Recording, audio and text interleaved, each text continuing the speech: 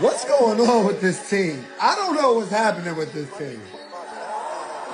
There's something going on with this team. Did somebody put something in these guys' drinks or food or in their minds?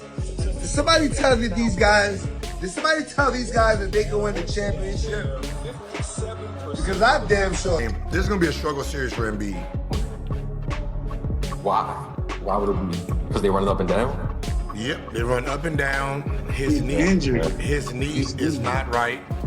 Yeah. He can get away with that shit against Boston because Boston doesn't have no big man that he had to play defense on.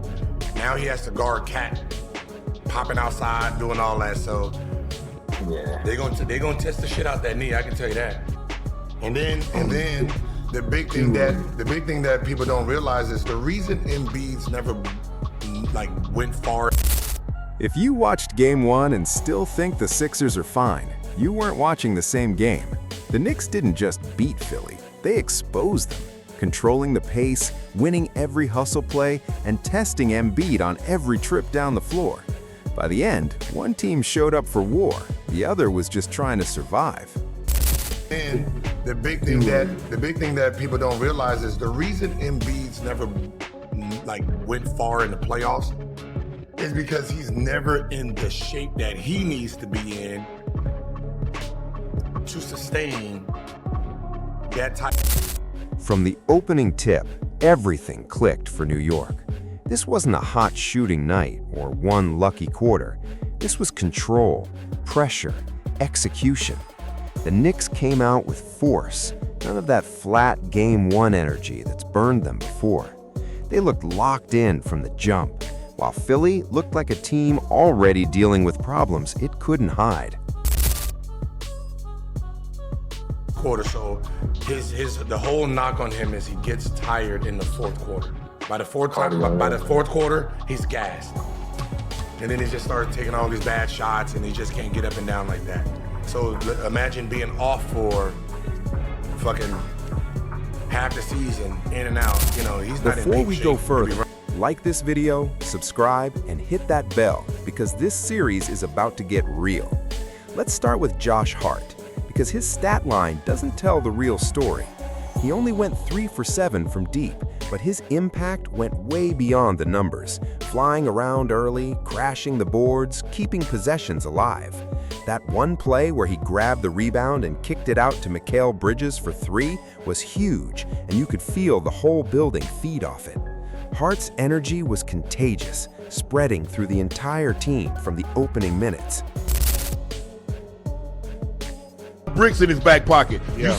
You see how Brunson hit it with that shoulder and dislodge him, and turn around and shoot that. I call Brunson a professional scorer.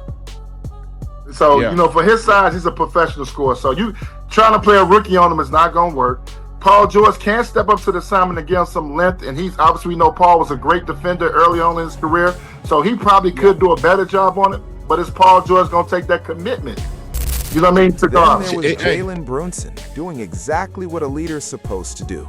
He set the tone early, then made sure everyone else got involved, reading the floor instead of forcing shots. He got OG Anunoby and Mikal Bridges going and found his own rhythm along the way. One of the biggest moments came when Karl Anthony Towns caught the ball on the left wing, blew right past Embiid, attacked those knees, and finished at the rim with a two-handed slam. That wasn't just 2 points, that was a statement. New York made it clear early. They were going to test Embiid every single chance they got.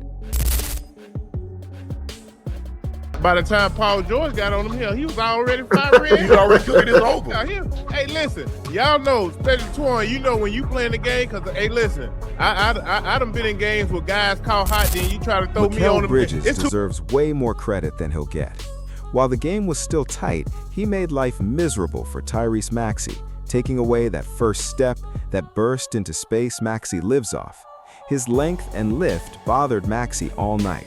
The only knock on New York's side is OG Anunoby needing to show a little better on those actions, since even a sliver of daylight and Maxey's burst is unreal. Still, Bridges did exactly what the Knicks needed from him.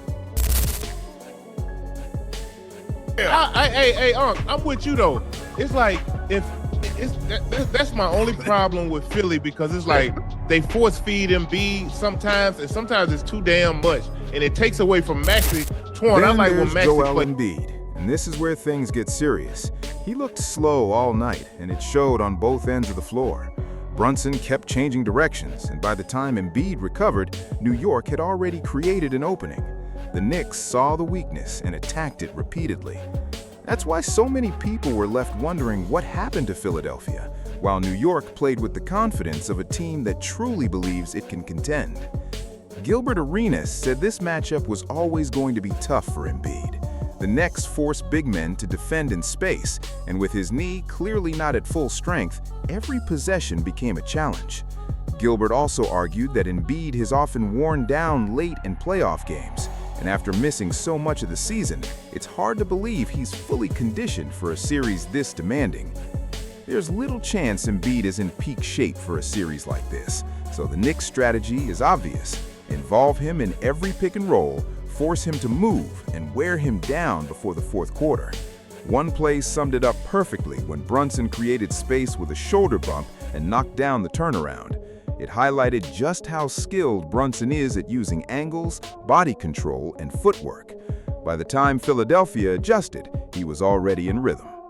Paul George has the size and experience to defend Brunson, but the real question is whether he can handle that assignment consistently at this stage of his career. As Antoine Walker pointed out, once a scorer catches fire, switching defenders is usually too late. Walker also criticized Philly's offense, saying they rely on Embiid too much instead of letting Tyrese Maxey lead the attack. Maxey is at his best playing fast and attacking downhill, and 9 shot attempts simply aren't enough. Joe Johnson agreed, saying Maxey has to be the primary option, or the Sixers could be in serious trouble. Another issue is spacing. When Embiid stays in the paint too long, Maxey loses the driving lanes that make him so effective.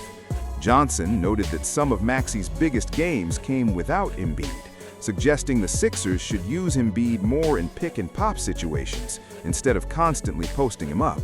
That would give Maxey more room while still creating good looks for Embiid. The panel also felt Embiid was too focused on his individual matchup instead of the team's offense. Against a disciplined Knicks squad, that's a mistake. New York is too physical and connected to let teams recover once they fall behind. Defensively, Philly still has no clear answer for Brunson. Kelly Oubre has had some success, but Brunson is now controlling the entire offense, not just scoring. He's creating open looks for OG Anunoby, Josh Hart, and Mikal Bridges, making the Knicks dangerous from every position.